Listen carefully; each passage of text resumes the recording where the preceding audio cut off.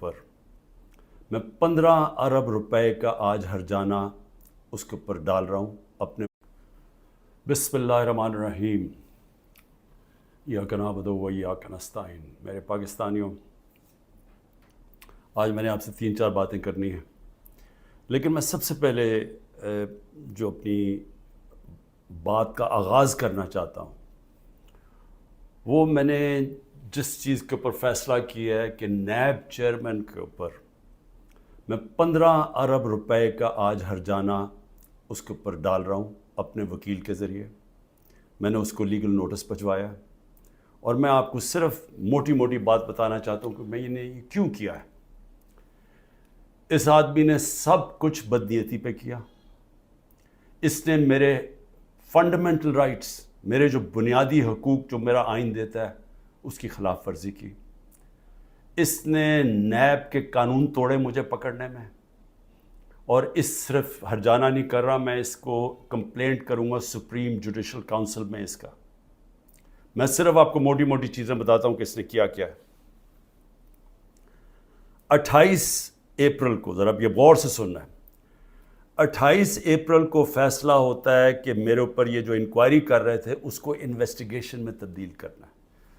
آپ سب کے لیے سمجھنا یہ ہے کہ جب انکوائری سے انویسٹیگیشن میں تبدیل ہوتی ہے تو پہلے میرے سے پوچھا جاتا ہے کہ مجھے انکوائری رپورٹ دکھائی جاتی ہے کہ میرے خلاف کمپلینٹ ہے کیا اور یہ کیوں تبدیل کیا جا رہا ہے انویسٹیگیشن کے اوپر. مجھے کوئی اس کا علم نہیں ہوتا، بلکہ 30 اپریل کو اس کے 2 دن بعد اخبار میں رپورٹ آتی ہے. کسی اخبار میں لکھا ہوتا ہے کہ جی انکوائری انویسٹیگیشن سے گئی. میرے وکیل نے فوری طور پہ اسلام آباد ہائی کورٹ کہا کہ جی کیا، ہمیں تو پتہ ہی نہیں ہے اس کا. لیکن ذرا آپ دیکھتے رہیں کہ 28 سے جب مجھے پتہ ہی نہیں ہے کہ انکوائری کیا ہے، میرے پاس رپورٹ ہی نہیں ہے. انکوائری کی رپورٹ میرے پاس پہلی دفعہ آتی ہے جب یہ مجھے جیل میں ڈالتے ہیں.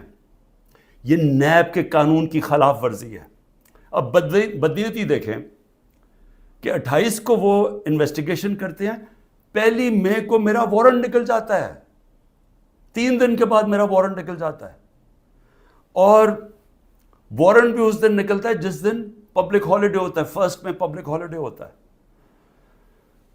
8 دن پتہ نہیں چلتا کہ میرا وارنٹ ہے، چھپا لیتے ہیں وارنٹ کو. اور پھر اس کو مجھے عدالت میں جب بیٹھا ہوتا ہوں، اسلام آباد کی عدالت میں جب بیٹھا ہوتا ہوں، تو تب پتہ چلتا ہے کہ میرے اوپر اٹیک ہوتا ہے رینجرز کا. پولیس کیوں نہیں؟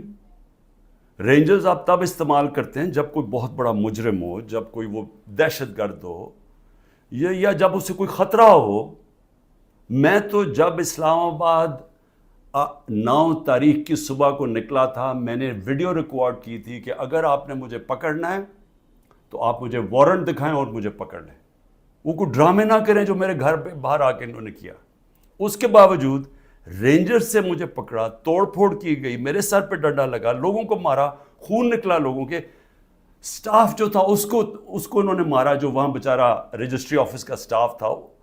اور پھر جس طرح مجھے وہ لے کے گئے، ساری دنیا میں وہ تصویریں گئیں کہ جس طرح کوئی مجرم کو، دہشت گرد کو پکڑ کے لے کے جا رہے ہیں. یہ سارا نیب چیئرمین کے آرڈرز کے اوپر ہوا. اب یہ دیکھیں، سیکشن 24 جب آپ اریسٹ وارنٹ کرتے ہیں نیب میں، تو یہ 4 چیزیں ہونی چاہیے آپ کو اریسٹ کرنے سے پہلے. کہ یہ 4 وجوہات ہونی چاہیے جس کی وجہ سے وہ آپ کو اریسٹ کرتے ہیں. نمبر 1 کہ بار بار مجھے نوٹسز گئے اور میں اس کا جواب نہ دوں. مجھے نوٹس ہی نہیں کسی نے بھیجا تو میں جواب کیا دیتا؟ تو پہلا غلط. دوسرا کہ میں مفرور ہوں، کہ میں بھاگا ہوا ہوں. میں عدالت کے اندر بیٹھا ہوا، میں مفرور کیسے ہوں؟ میں تو ہائی کورٹ کے اندر بیٹھا ہوا تھا. وہ بھی غلط. تیسرا کہ میں ایویڈنس کو چینج کر رہا ہوں. ایویڈنس ساری گورنمنٹ کے پاس پڑی تھی. القادر کی ساری ایویڈنس، یا وہ این سی اے والی، وہ ساری ان کے کیبنٹ پہ پڑی تھی، اور یا انہوں نے ساری القادر کی ساری چیزیں منگوا لی تھی، وہ ان کے پاس پڑی تھی. تو میں نے ٹیمپر کیسے کرنا تھا؟ یعنی میں نے اس کو چینج کیسے کرنا تھا، تبدیل کیسے کرنا تھا؟ اور پھر بار بار ایک چیز کرتا جائے آدمی, ریپیٹ کرتا جائے ایک جرم, پھر اٹھاتے ہیں. تو ان چاروں میں سے بتائیں کہ کون سی میں نے غلطی کی تھی جو مجھے انہوں نے ایک دہشت گرد کی طرح, جس طرح مجھے انہوں نے اٹھایا ہے, یہ چاروں ایک پوائنٹ بھی نہیں میٹ کر رہا تھا. اس کے علاوہ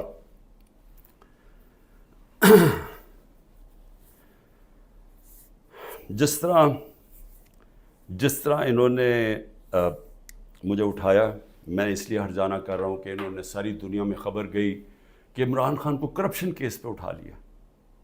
اب یہ یاد رکھیں کہ شوکت خانم کے لیے اور نمل یونیورسٹی کے لیے میرے نام پہ, میری کریڈیبلٹی پہ 10 ارب روپیہ ہر سال اکٹھا ہوتا ہے, اور اس کے علاوہ جو کراچی کا ہسپتال بن رہا ہے وہ 30 ارب کا ہے, یہ تیسرا ہسپتال ہے, اور پھر نمل یونیورسٹی کی ایکسپینشن ہو رہی ہے, اس کے لیے پیسہ اکٹھا کر رہا ہوں.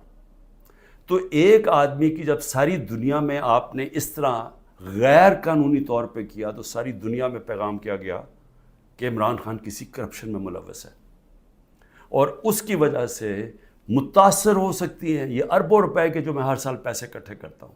اس لیے میں نے اس کے اوپر ہرجانہ کیا, اور اسی لیے میں صرف یہاں نہیں, میں سپریم جوڈیشل کاؤنسل میں اس کی کمپلینٹ کروں گا. یہ بدنیتی کے اوپر ہوا, یہ چھپا کے انہوں نے کیا, یہ پہلے سے پلان تھا, یہ انہوں نے مجھے ذلیل کرنے کے لیے کیا ساری دنیا کے سامنے. آرام سے بھی اٹھا لیتے, پولیس آ کے مجھے پکڑ کے لے جاتی, وارنٹ دکھاتی, میرے پاس کون سی وہاں کوئی فوج تھی یا لوگ تھے. تو آخر میں اس چیز کے اوپر میں صرف یہ کہنا چاہتا ہوں کہ یہاں سے پری پلان بنا ہوا ہے کہ کسی نہ کسی طرح عمران خان کو پکڑ کے تو جیل میں ڈالو, تو راستے سے ہٹا دو. یہ پوری تیاری ہے, 150 کیسز ہیں, اور اب یہ حالات ہیں کہ اتنا پریشر ڈالا ہوا ہے انہوں نے کہ میرے وکیل گھبرانا شروع ہو گئے ہیں. پہلے تو انہوں نے سارے کارکن پکڑ لیے ہمارے, اور میں خاص طور پہ وہ 10,000 کارکنوں کے اوپر آج بھی میں اپیل کرتا ہوں, ساری ہیومن رائٹس آرگنائزیشن کو میں اپیل کرتا ہوں کہ اتنا بڑا ظلم ہے کہ ان کو جیلوں میں بند کیا ہوا ہے, ان کو دہشت گردی کے اوپر رکھا ہوا ہے. اس کے لیے ایک شناخت پریڈ ہوتی ہے, اس کے لیے لازمی ہوتا ہے کہ آپ ان کو پروڈیوس کریں. وہ کہتے جی ہمارے پاس عملہ ہی نہیں ہے. وہ شناخت پریڈ ہوتی ہے, اس کے اوپر لے کے ہی نہیں آتی پولیس. ججز آرڈر کرتے ہیں وہ لے کے نہیں آتے, ججز کے آرڈرز وائلیٹ کرتے ہیں, اور پھر کئیوں کو اٹھایا ہوا ان کو پریزنٹ ہی نہیں کر رہے کیونکہ اوپر کیس ہی نہیں لگا رہے تاکہ ان کو عدالت بھی نہ لے جانا پڑے. لوگوں کو بند کیا ہوا ہے چھوٹے کمروں میں, گندے حالات ہیں اس کے اندر, کئیوں کے اوپر تشدد کیا جا رہا ہے. میں سارے پاکستان کے اندر, دیکھیں میں اس وقت سب پاکستانیوں سے اپیل کرتا ہوں کہ یہ جو ہو رہا ہے یہ یاد رکھیں کہ یہ ملک کو ادھر دھکیلا جا رہا ہے, وہ اس ملک کے اندر نفرتیں پیدا کی جا رہی ہیں. ایسی نفرتیں پھٹتی ہیں ملک میں جب تک ایک پولیٹیکل پارٹی منظم رہتی ہے. ہم کوئی کسی قسم کا ہم نے آج تک 27 سال میں انتشار نہیں کیا. 9 مئی کو میں پھر سے ریپیٹ کرتا ہوں کہ سب کنڈیم کرتے ہیں سارے, کوئی پاکستانی نہیں ہے جو وہ سمجھتا ہے کہ جو جلانا کیا, جو آرسن کی گئی, جو بلڈنگ جلائی گئی, یہ خاص طور پہ یہ جو کور کمانڈر کا گھر, سب اس کی مذمت کرتے ہیں. لیکن کیا کوئی تحقیقات انڈیپینڈنٹ نہیں ہونی چاہیے؟ اور کیا کوئی یہ نہیں کوئی آج تک کسی سے پوچھا کہ جو 25 لوگوں کو ڈائریکٹ گولیاں ماری گئی تھی, نہتے لوگوں کو, کیا ان کو کوئی والی وارث نہیں ہے؟ کوئی پوچھے گا نہیں کہ انہوں نے کیا غلطی کی تھی. سب نہتے تھے, سب جو مارے گئے ہیں. یہ حالات ہیں آپ کے اتنا خوف پیدا کر دیا ہے کہ وہ لوگ سامنے ہی نہیں آ رہے. ہم لوگوں کو جب کہتے ہیں کہ ہم نے آپ کو کمپنسیٹ کریں گے, ان کی فیملیز کو, کوئی غریب لوگ تھے, ایک بیچارہ سارا گھر سنبھالتا تھا, اس کو گولی مار دی. وہ اتنے ڈرے ہوئے ہیں ان کے گھر والے لوگ کہ وہ سامنے ہی نہیں آ رہے. اب ایسی فضا پیدا کی ہوئی ہے, چھپے ہوئے ہیں لوگ, کہتے ہیں جی ہم نے سامنے نہیں آنا. اور کارکنوں کا یہ حال ہے کہ ہمیں پتہ ہی نہیں پوری طرح چل رہا کہ کتنے کارکن اندر ہیں, کتنے جیلوں میں, کیونکہ وہ چھپے ہوئے ہیں. ہمیں یہی نہیں پتہ چل رہا کہ اصل میں کتنے لوگوں کو اس دن گولیاں لگی تھیں. کیونکہ ہمارے کارکن باہر ہوں گے تو بتائیں گے کیا, باقی یا چھپے ہوئے ہیں یا وہ جیل میں ہیں, اور جیل میں برے حالات کے اندر رکھا گیا. تو میں اس لیے نون لیگ کو بھی آج ایک بات کہنا چاہتا ہوں, اور پیپلز پارٹی کو بھی, اور پی ڈی ایم کی پارٹیز کو بھی. دیکھیں یہ جو ہو رہا ہے نا, یہ یاد رکھیں کہ میں اس ملک کی اسٹیبلشمنٹ کو 27 سال سے میرا واسطہ پڑا ہے.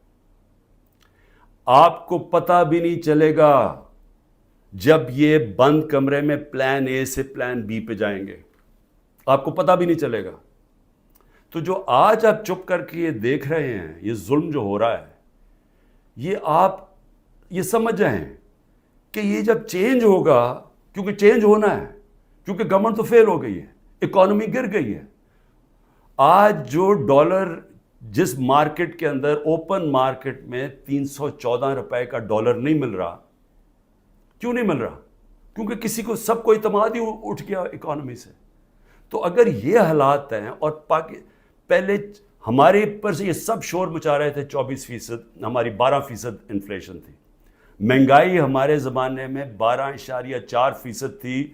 مہنگائی مارچ ہو گئی تھی. سارے ٹی وی شوز کے اوپر لوگوں کے پاس جاتے تھے, جی بتائیں کتنی مہنگائی ہے. آج کے فگرز مہنگائی کے 38% مہنگائی ہے, 3 گنا سے زیادہ ہے. اور آج جو حالات ہیں لوگوں کے, نہ مہنگائی کنٹرول ہو رہی ہے, فیکٹریاں بند ہو رہی ہیں, بے روزگاری بڑھ رہی ہے. آگے انٹرنیشنل میڈیا کے لوگ, جو فائنانس کے لوگ ہیں, وہ سمجھ رہے ہیں کہ ڈیفالٹ کرنے جا رہا ہے پاکستان. ان حالات کے اندر یہ اگر آپ سمجھتے ہیں پی ڈی ایم والوں کہ آپ بڑی دیر بیٹھے رہیں گے یہاں, میں آپ کو یقین دلاتا ہوں کہ جب پلان بی بنے گا, ہو سکتا ہے آپ ادھر پھنس جائیں. جو آج ہمارے سے ہو رہا ہے, ہو سکتا ہے آپ سے بھی یہ ہو. اور یہ مجھے یہ کہنا کہ جی ہمارے زمانے میں یہ ہوا تھا, اس سے بڑا جھوٹ کوئی بول نہیں سکتا. مجھے یہ بتائیں کہ ہمارے زمانے میں کب یہ ہوا تھا؟ کتنے لوگوں کو تشدد کیا گیا جیل میں, کتنے گھر توڑ کے اندر گھس کے عورتوں کے سامنے اٹھا کے لے گئے, اگر وہ آدمی نہیں ملا تو ان کے رشتہ دار اٹھا کے لے گئے. کتنے گھروں میں ایسے ہوا تھا؟ مجھے یہ آج تک بتائیں کہ ہم نے کتنے دہشت گردی کے کیسز کیے تھے. مریم نواز نے جا کے جب پتھراؤ کروایا تھا نیب کے اوپر, کتنے دہشت گردی کے کیسز ہوئے تھے. کس کے اوپر اس طرح کے 150 کیسز کیے گئے جو میرے پہ. 4 کیسز میرے اوپر کیے گئے ہیں, کرمنل کیسز, جب میں نظر بند تھا 4 دن وہاں نیب جیل میں. تو جس طرح کی یہ آپ حرکتیں کر رہے ہیں, اور یہ ہونے دے رہے ہیں حرکتیں, اور یہ کہہ کہ جی ہمارے زمانے میں یہ ہوتا تھا, یہ سمجھ جائیں کہ یہ بڑی جلدی چینج ہو سکتا ہے. یہ ابھی آپ بڑے خوش ہیں کہ جی تحریک انصاف, اس لیے نہیں کہ ہم نے آپ سے کوئی ظلم کیا تھا. میں پھر سے ریپیٹ کرتا ہوں, 95% کرپشن کے کیسز اب پہلے آپ کے زمانے میں بنے ہوئے تھے. اسحاق ڈار آپ کے زمانے میں بھاگا, نواز شریف کے بیٹے آپ کے زمانے میں بھاگے. یہ جو کیسز بنائے ہوئے تھے یہ سارے آپ کے زمانے میں ہوئے ہیں. صرف پھر سے شہباز شریف کے جو 16 ارب کا ایف آئی کا کیس تھا, اور جو نیب کا کیس تھا, وہ ہمارے زمانے میں بنا 8 ارب کا. اور وہ میں آج بھی کہتا ہوں کہ اس سے کلیئر کٹ کیس ہے ہی کوئی نہیں. زمین کے قبضے جو چھڑوائے تھے وہ سارا لینڈ ریکارڈز کے دیکھ کے چھڑوائے تھے. ایک مجھے ادارہ, نہ پولیس آفیسر, کوئی آئی جی, کوئی مجھے آج ایف آئی اے کا آدمی مجھے ایک کہہ دے کہ میں نے کسی کے اوپر کہا کہ انتقامی کارروائی کرو, ایک مجھے بتا دے. کوئی مجھے بتائے جتنی ہم نے بھرتیاں کی ہیں وہ ساری میرٹ کے اوپر کی تھی. کتنے عمران خان کے رشتہ داروں کو امپورٹنٹ جگہوں پہ بیٹھے تھے. اور پھر میڈیا, ذرا میں میڈیا کے اوپر آ جاؤں, کیونکہ میڈیا میں ہمیں بڑی مار پڑی تھی سارا وقت. وہ گورنمنٹ, جس گورنمنٹ نے اس ملک کے اندر کرونا, دنیا مانتی تھی کہ کرونا کا سب سے زیادہ ڈیل اس کے ساتھ اس کو سنبھالا, دنیا مانتی تھی. ہندوستان میں حالات دیکھ لیتے, ارد گرد ایران میں حالات دیکھتے جو ہمارے 2 نیبرز تھے, اور پاکستان میں حالات دیکھتے. اپنے ملک کو جس طرح ہم نے نکالا ہے اور بڑی رسک لے کے, تو میں آج یہ سوال پوچھتا ہوں کہ ہمارے طرف اخبار اٹھا کے دیکھ لیں جو ہماری مٹی پلیت کی گئی ہے میڈیا میں. اور ایک کیس ڈال دیجیے رانا ثناء اللہ کے اوپر, وہ ڈرگز کا کیس تھا. رانا ثناء اللہ کا اے این ایف نے کیس کیا تھا, جن کے اوپر ایک میجر جنرل صاحب بیٹھے ہوئے تھے. اور ہم نے کیبنٹ میں جب رانا ثناء اللہ کا کیس آیا, کیبنٹ میں پریزنٹیشن مانگی اس سے کہ کہیں غلط کیس تو نہیں کر دیا. اور انہوں نے ایک ایک فریم بائی فریم بتایا کہ یہ کیسے یہ رانا ثناء اللہ پکڑا گیا تھا منشیات میں نے تو کسی کو نہیں کہا، نہ میری کیبنٹ ہے کسی کو کہا. تو اس لیے یہ کہنا کہ آپ کے زمانے میں بھی کچھ تھا، ہمارے زمانے میں کچھ نہیں تھا. اور میں آج آپ کو آگے بھی بتا دوں کہ الیکشن جب ہوں گے، یہ میری آج پیشن گوئی مان لیں، جو مرضی کر لیں آپ، جتنا تحریک انصاف نے انشاءاللہ. تو جب ہم آئیں گے، میں آج آپ کو انشاءاللہ ہم جب آئیں گے، میں آپ کو ابھی بھی یہ کہتا ہوں، میرے سے جو کیا ہے میں تو ان کو معاف کر دوں گا. مجھے قتل کرنے کی جنہوں نے کوشش کی میں معاف کر دوں گا، کیونکہ میں جو امتی ہوں وہ نبی صلی اللہ علیہ وسلم کا ہوں، اور انہوں نے اپنی ذات کے اوپر ہمیشہ معاف کر دیتے تھے. تو میری ذات کے اوپر جو بھی چیزیں میں معاف کر دوں گا. جو میرے گھر میں ہوا، میری بیوی اکیلی گھر میں، جس طرح گھر میرا توڑا گیا باہر سے، جس طرح اٹھا کے لے گئے، مارا لوگوں کو میرے گھر میں آ کے، میرے گھر کے اوپر جو حملے کیے گئے، جب میں تو معاف کر دوں گا. لیکن مجھے بتائیں کہ جن لوگوں کے اوپر اس وقت تشدد ہوا ہے اور ہو رہا ہے، وہ جب نکلیں گے، یا جو اعظم سواتی سے ہوا، یا جو شہباز گل سے ہوا، تو کیا وہ معاف کریں گے؟ کیا یہ جو عمران ریاض کو اٹھایا، یا جو ارشد شریف، یہ جس طرح اس کی کیا فیملی معاف کرے گی؟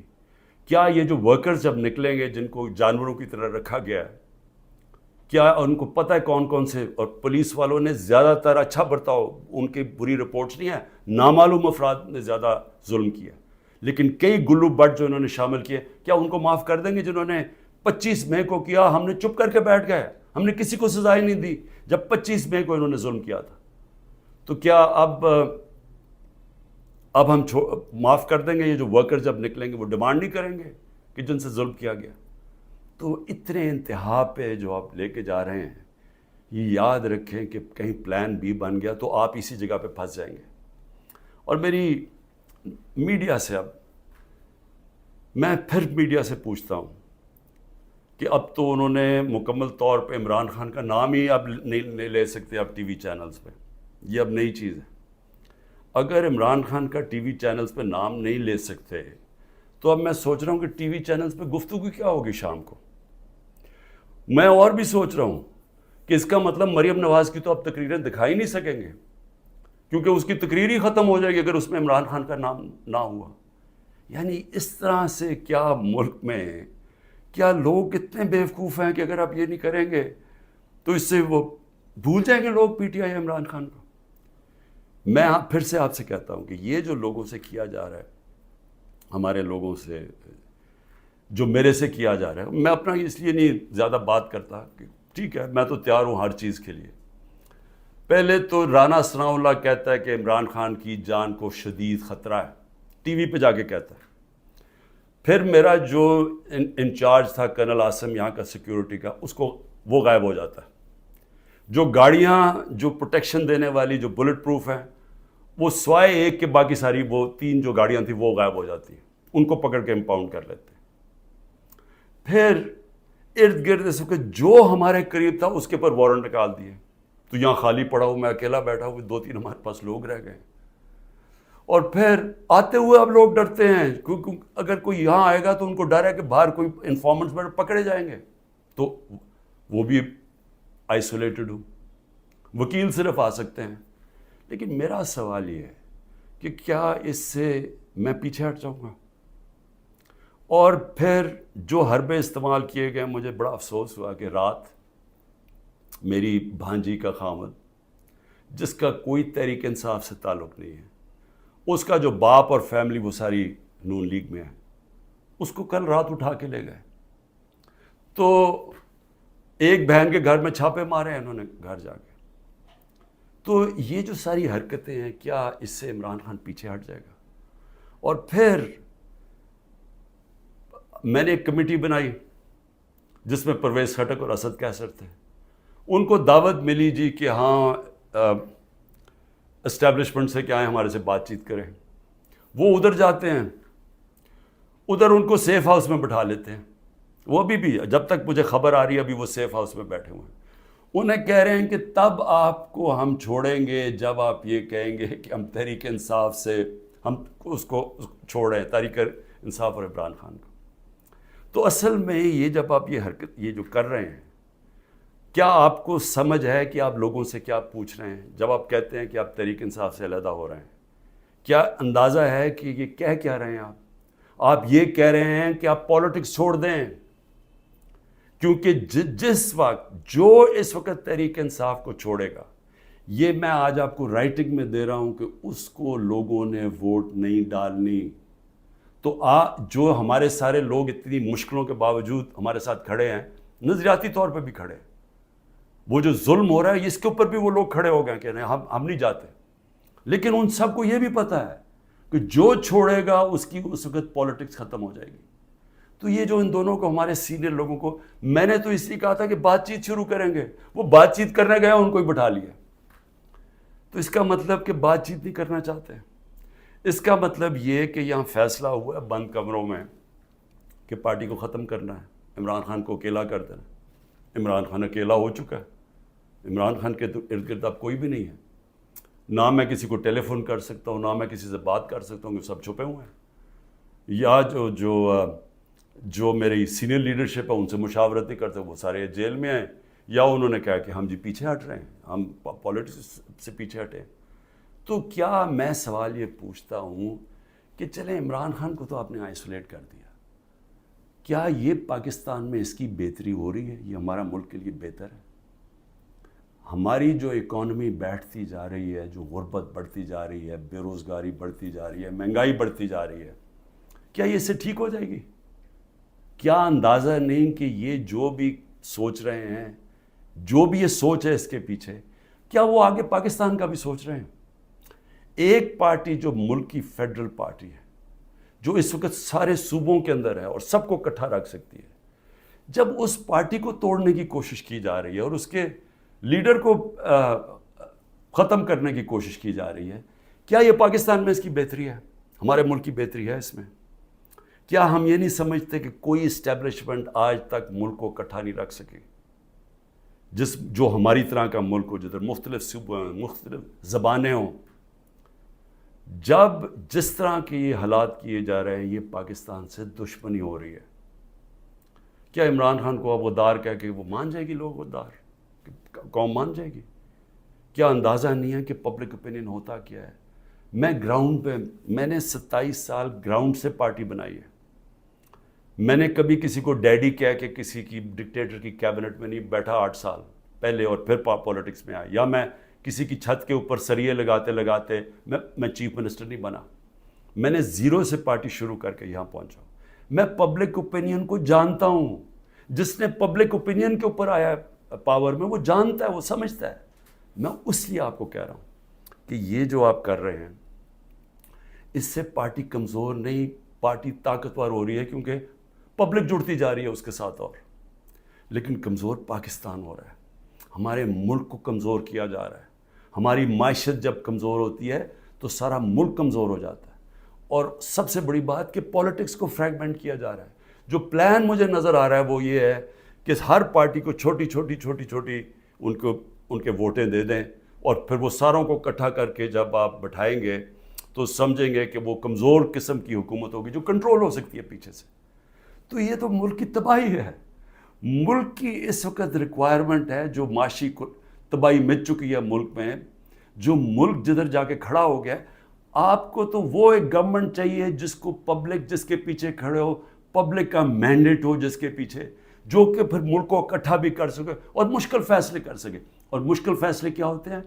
ملک کو ری اسٹرکچر کر سکے، گورننس سسٹم ٹھیک کر سکے، رول آف لا لے کے آئے پاکستان میں، وہ انویسٹمنٹ کی انوائرمنٹ بنائے تاکہ انویسٹمنٹ تو آنی شروع ہو.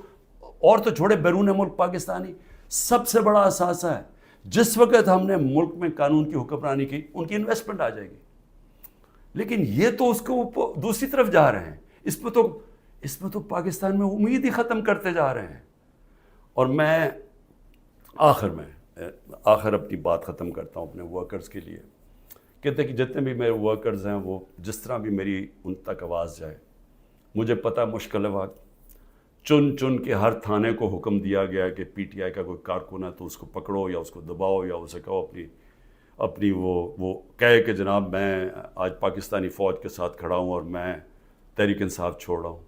ہم سارے پاکستانی فوج کے، میں بار بار کہ ہم سب فوج کے ساتھ کھڑے ہیں، کون نہیں کھڑا ہوگا اپنی فوج کے ساتھ جس نے آپ کی ملک کی حفاظت کرنی ہے؟ لیکن یہ ایک آڑ لے کے کہ جی وہ 9 مئی کو تحریک انصاف کو ایک بالکل ایک اس کے اوپر پورا کریک ڈاؤن کر دو اس کا بہانے میں، تو میں اپنے سارے کارکنوں کا صبر کریں، مشکل وقت ہے، آپ کے لیے مشکل وقت ہے، میرے لیے سب سے زیادہ مشکل وقت ہے۔ مشکل وقت کیوں ہے؟ کیونکہ سارا دباؤ انہوں نے میرے پر ڈالا ہوا ہے۔ تو جب تک میں کھڑا ہوں، جب تک یہ سارے حربے استعمال کر رہے ہیں مجھے پکڑنے کے، کوئی نہ کوئی کیس میں تو پکڑ ہی لیں گے کیونکہ اتنے زیادہ کیسز ہیں، اور اگر میرے وکیل اب ڈرنا شروع ہو گئے ہیں تو میں خود تیاری کر رہا ہوں کہ میں خود ہی پھر مجھے اپنے کیسز عدالت میں جانا پڑے گا، لاء پڑھنے کی بھی اب کوشش کر رہا ہوں۔ سمجھ بھی ویسے میں نے اتنی دفعہ عدالتوں کے چکر لگائے ہیں کہ میں کافی سمجھ بھی گیا ہوں کہ قانون کیا ہوتا ہے، تو میں وہ بھی تو لگ تو ایسے رہا کہ وہ وکیل بھی آخر میں چھوڑ جائیں گے، لیکن عمران خان جب تک زندہ کھڑا رہے گا اپنے ملک کی حقیقی آزادی کے لیے۔ اور میرے کارکنوں، آپ اس کو پالیٹکس نہ سمجھیں، آپ ایک دن دنیا کہے گی کہ یہ وہ لوگ ہیں جو کھڑے تھے پاکستان کی حقیقی آزادی کے لیے اور انہوں نے قربانیاں دی اپنے ملک کو آزاد کرنے کے لیے۔ پاکستان پائندہ باد۔